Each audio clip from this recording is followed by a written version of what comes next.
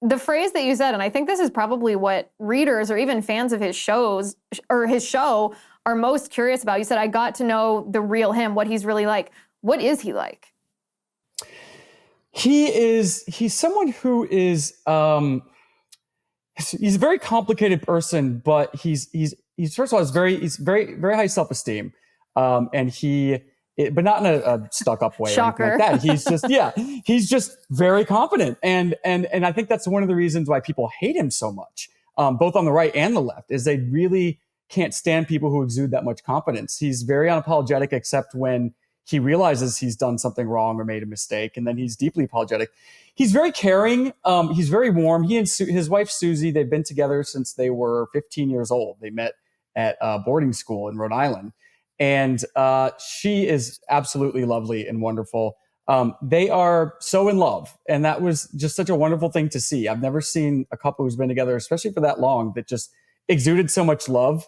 You really care about each other and really respect one another. And you can tell they have a lot of fun. And that was super nice to see. You know, Tucker's favorite things in the world, if you ask him, if you leave it up to him what he wants to talk about, it's not going to be politics.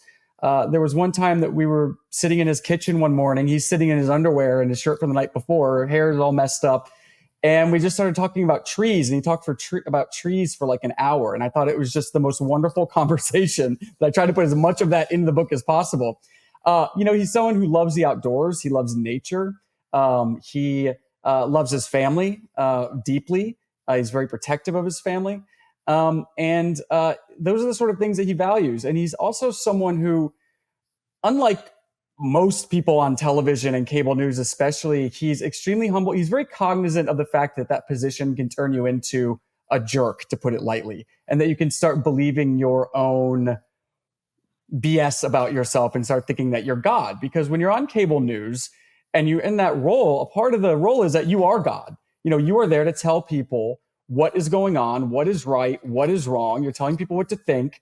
So that can easily go to someone's head. And his entire life since he started in television, he's been very cognizant of that, and he's always reminding himself of just how he's not in control, how he's not God, how he's just as weak and feeble as everyone else, and he's just a person.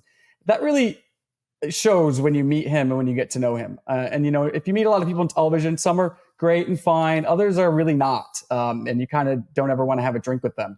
And Tucker's someone that you definitely want to spend a lot of time with, which I think makes him unique. And everyone who has worked with him, people on the left even say there's something interesting, because I write about Rachel Maddow in the book some, because she got his start on one of his shows.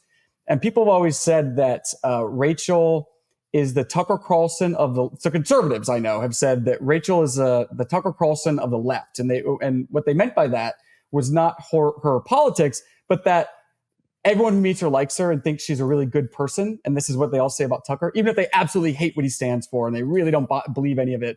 They all, when they meet him, think he's a really good guy. And you'll hear that from anyone who's ever met Tucker Carlson, and apparently Rachel Maddow too. But that is, I think, kind of a good introduction to what you're in for.